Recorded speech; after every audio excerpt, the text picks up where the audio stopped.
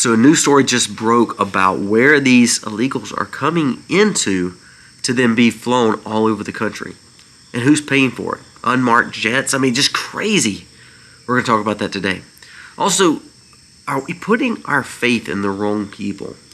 You know, as a Christian, this is a big deal, and it's, of course, Sunday. So I want you to really think about who we put our faith into, because there's a big story that should shock you, and it scares me, because this is a big religion that could cause some problems for America if we're not focused on truth compared to just listen to what we've always been told.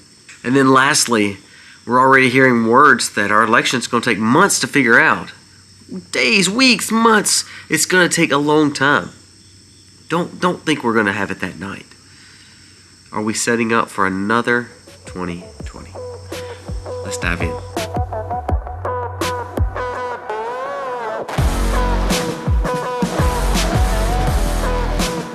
Hey guys, welcome to the Max. Thank you so very much for being here today. If you are new to the channel, go down here, press subscribe, ring the bell.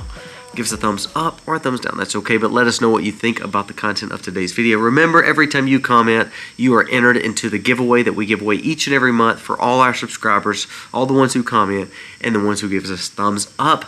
All it takes is you doing those things, and you are entered into the giveaway. Hundreds of dollars of things giveaway each and every month. We release that at the end of the month. Now, let's talk about the videos of today. Now, first, let's talk about the flight. There is a secret flight that two investigative journalists found on actually 2 separate days. But it says, yesterday we learned that illegal immigrants are being dropped off by Border Control.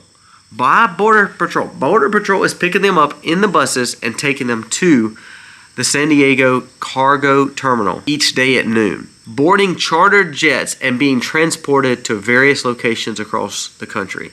Another report says illegal aliens are being shipped out in San Diego's airport from the cargo terminal using chartered jets daily without the headache of DHS or customs screening them. And you wonder how these people are getting to you. Now, that's a pretty big story. Now, 2 things to think about. We knew flights were going on. We knew that. That's pathetic that it's happening. But 2 things that they kind of dropped here. Now we know they're coming to the border, and we're allowing Border Patrol. So our tax dollars are paying for a border not secured. It's paying for Border Patrol vehicles to bring the buses of people to San Diego to then literally bus them to a jet that's not getting regulated, that's not getting checked, that's not in the main actual people terminal where people go and they get checked by TSA and they make sure they're safe and they're not on some kind of watch list. No, we take them to the cargo terminal and let them go straight through, get on flights, and send across America. Now, here's a few problems with that. Who authorizes this and why? Even if you're a liberal, even if you're a Democrat, why would you be for this? Because ultimately you're causing the demise of the America that your children will grow up in. I heard a guy say yesterday that he thinks a lot of these Western countries, because they're not having babies, because they are aborting, because they can't replace their people, that's why they're moving in so many people. The problem with that narrative is you're not moving in the best and brightest from the world, you're moving in the scum of the earth. Nothing against illegal immigrants. I'm not saying that. What I'm saying is we have been told and shown that third world countries are giving their worst. They're bringing criminals, prisoners, and letting them go to the border to ultimately cause demise here. We're not bringing special doctors or special scientists over. We're bringing people who are not contributing, but it's going to live off the dole of the government. Pay attention to this. What is going on in San Diego and this airport? It's amazing that we are allowing this to happen. After all the fluff and the kickback, this is where I get mad at Republicans. Because what Republicans are talking about this?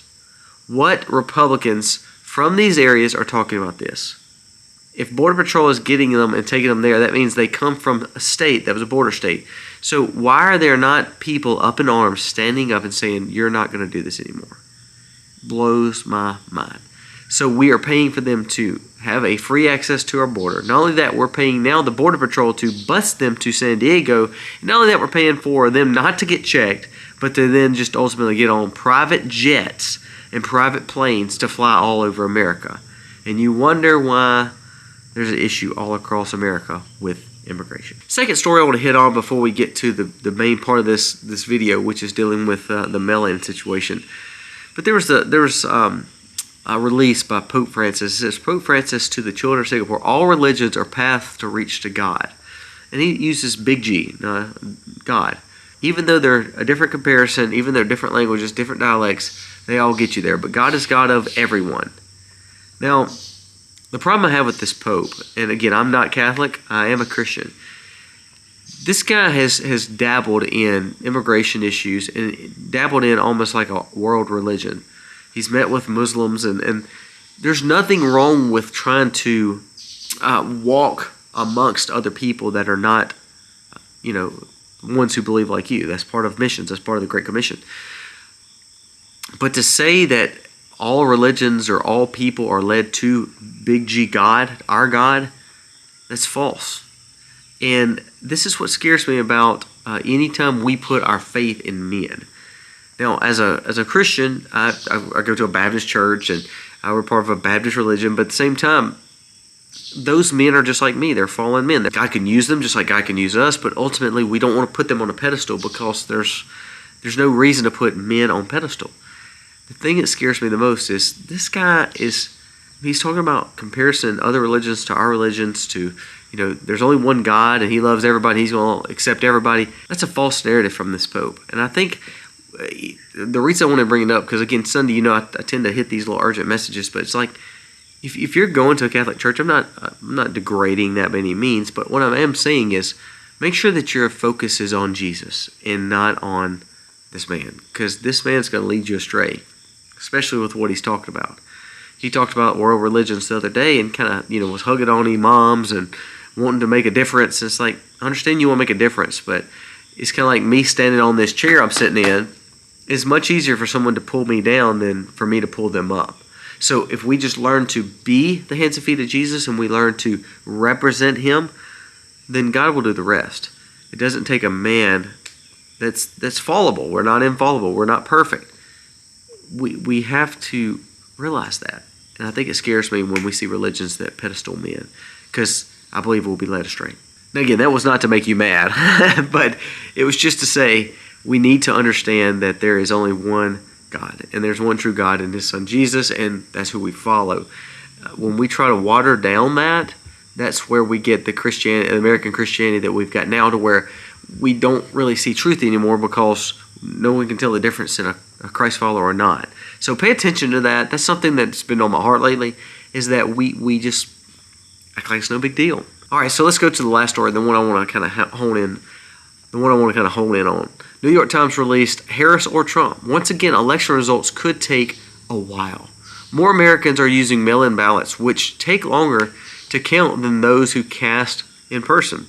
In several battleground states, a winner may not be declared on November 5th. Now remember, boy, I feel like we're living in the Twilight Zone. At 10 o'clock, 11 o'clock, Trump was a shoo and he was winning. By 2 o'clock, 3 o'clock, or even the next day, Biden was dominating. I think of California, the last election, where the Republican was winning. All of a sudden, after about 2 weeks of votes, the Democrat won. We're making our election just not have integrity at all. If you can't single day vote, and we're a first world country and we can't single day vote, there's a problem. There's third world countries that are electing people on the day of vote. There's people that's got ID cards all over the world, and America wants to do non-ID voting and then mail-in ballots, and then on top of that, they can't decide who's going to win on the day it's supposed to be the election day. So we should just call it election month, and then we're going to call it what? I mean, manipulation month, because what's going to happen is when we see the numbers come out for Tuesday, it doesn't really matter. It doesn't matter, because ultimately there's so many times that they're going to be able to switch and change. Oh yeah, there's another 20,000 ballots here. Oh, there's another 80,000 ballots here. It's amazing how they find that. I'm hoping that the Republicans are playing proactively and not reactively. I hope they have people like Laura Trump said the other day, where they're trying to just overload people to watch the polls. And not only that, I hope someone's overloaded the mail-in ballots to make sure that we are getting honesty. Now, another thing that scares me is one of the biggest postal unions of America that delivers most of our mail, guess what? Just came out in support of Kamala.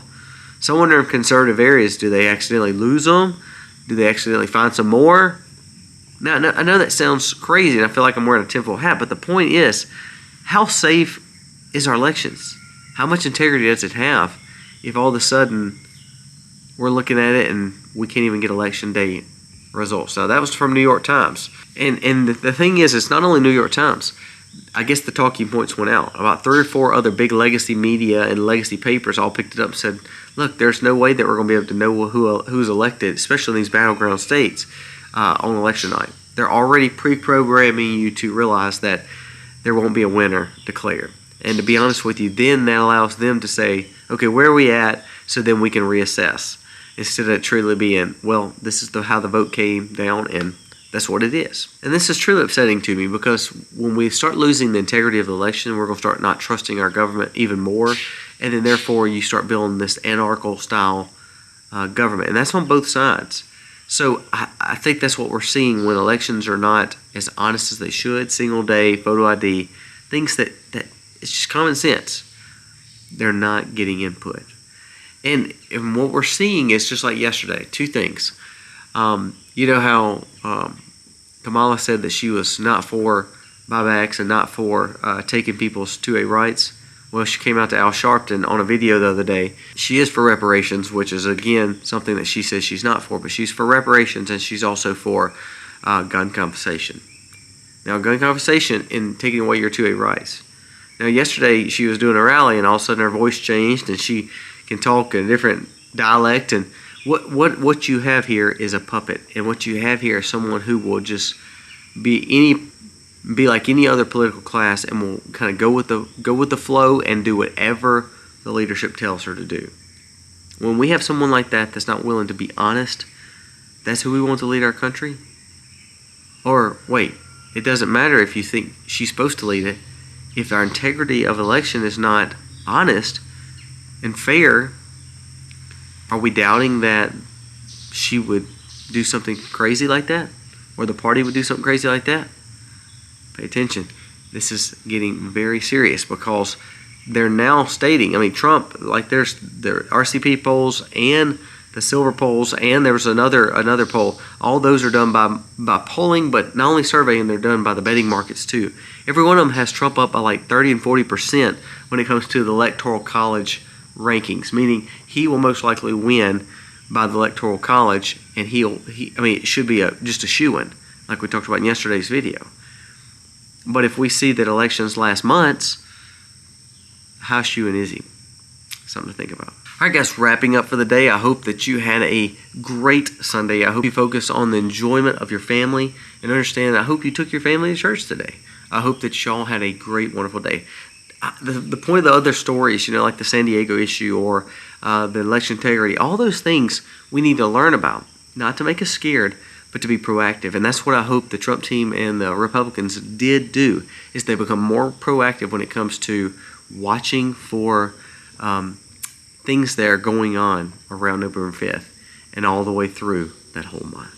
Guys, thank you so much for watching. Please subscribe to our channel, and that way you'll be up to date with what goes on each and every day. God bless.